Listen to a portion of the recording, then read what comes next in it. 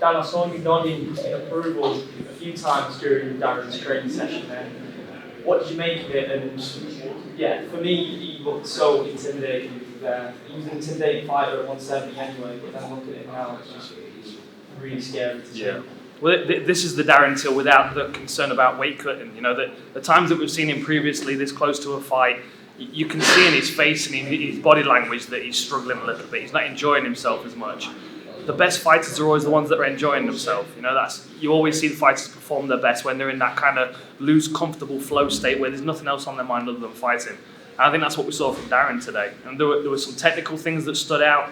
I mean, as a middleweight, he always hit very hard as a welterweight anyway, but it sounds to me like he's hitting really hard as a middleweight.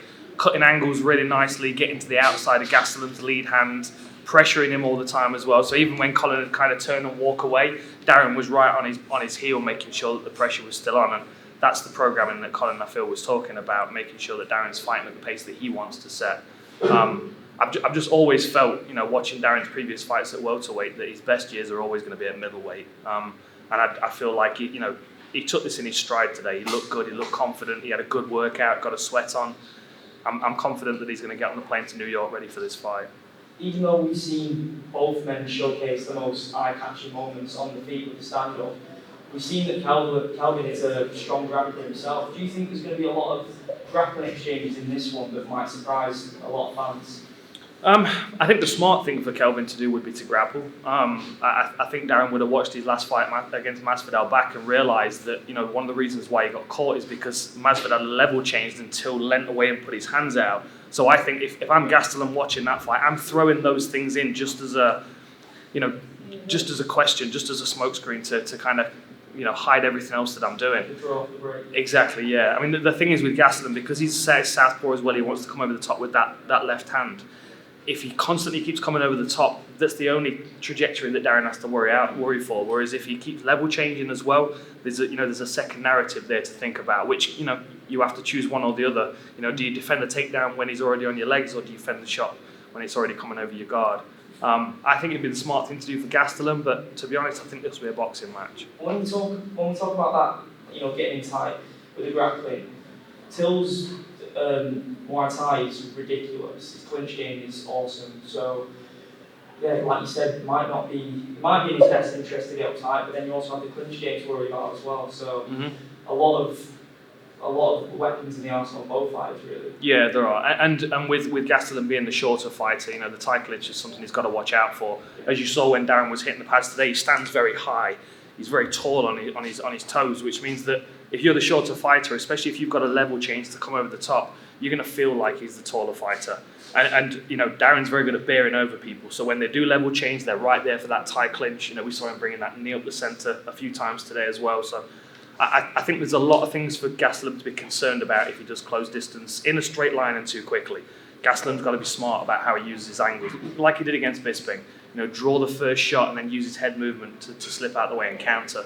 But again, I mean, you know, what we saw from Darren on the pads today is that he's expecting those counters and he's working around them, countering counters, as you would expect from high-level strikers. How pleased are you for a facility like this to have, come up in Nottingham? I would have liked it about 15 years ago, I'll tell you that. Yeah, when we were training on squash court floors and that kind of thing. Yeah, it's amazing. You know, when I was first getting into mixed martial arts, to think that something like this would be in Nottingham one day, I'd never expected it. We were always making the most of boxing gyms with a few mats or a bodybuilding gym here and there that had some equipment. So, like, to be able to walk into a gym like this that has everything that you want, I mean, this is a dream come true for an MMA fan and you know, a wannabe fighter, someone that's growing up in Nottingham that maybe started Nottingham University and fancies a go at mixed martial arts. This is the place to come now. And let's talk about some more British fighters. Obviously, we've seen Darren today, but we've got, you know, Rocky Edwards is on the win streak and all. And we've got a lot of fighters at the moment, Meatball Molly too. There's a lot of people doing well. Is this one of the best stakes that you've seen the UK in the UFC right now? I think so. I think in previous years, and I don't mean to offend anybody by saying this, but I think we've had a lot of cannon fodder coming from the UK. I think we've had a lot of guys that had good fights and that were dangerous to some guys in the division, but now we've got guys that can be champion in the division. You know, Bisping cleared the way for that, getting that knockout over Rockhold. But now you look at the guys that we've got. Obviously, Darren Till's up there. Leon Edwards, Jack Shaw just joined the UFC, but he's going to be an absolute superstar in a few years. And then the guys that have been around, the Nathaniel Woods, the Brett Johns, the Darren Stewart, Molly McCann fighting this weekend as well. I think the standard's raised, and I think that with the standard raising, like all of the training partners in the gyms are getting better as well. So it's a constant growth pattern at this point, and it's nice to be able to sit back and watch all these guys coming through. Do you think Leon Edwards, should have had a title shot like this point? I think the thing is when it comes to title shots, you can do enough of a win streak. You can get enough of a win streak to get a title shot. But if people don't want to watch the fight, that's the big thing. This is an entertainment industry, and I think what Leon's realising now is that the trash talk goes a long way. Every time Leon's asked a question, it's about the Masvidal fight backstage at the UFC. Those kind of things, they create a story and people want to plug into that story. And I think the fact that Leon's now getting angry that he's being passed over for these opportunities is starting to bring his character out. And when we start to see him vocalise a bit more how he's feeling, people will want to see him fight more.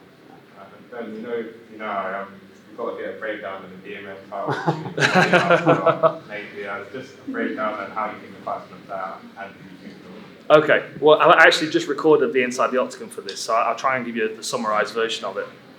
I actually think it's going to be Diaz that's going to try and start faster in this one. If you go back into Diaz's career, you watch him against other strikers, obviously Pettis, his most recent one, but then go back to like Cowboy and Josh Thompson, guys that need a bit of space for their striking, he tends to pressure them quickly. He'll take a few shots to try and get his hands on them. So I think it's going to be Masvidal that's going to try and study and wait and kind of bide himself some time and look for the opportunities. Masvidal's great at exploiting predictabilities. If you do something consistently, like if you're Ben Askren, you always level change with your head to the left side, he's going to set you up perfectly for that. And he can either learn about you in that first round, like he did with Darren, or learn about you in the research before the fight even starts, like he did against Askren. And I feel like because there's so much of Nate Diaz to watch, and his game's not really changed a great deal. He's refined elements, but the predictabilities are still there. So I feel like Masvidal might come in with a good idea of what he wants to achieve, and I think Diaz wants to come into this one knowing he has to keep the pressure on him early so he doesn't get set up. Dan, Thank you guys, sorry. Please grab that, sorry. No worries, we've got next. Thank you very much. I'll catch you in a little while. cheers. Where are we next door now? Yeah.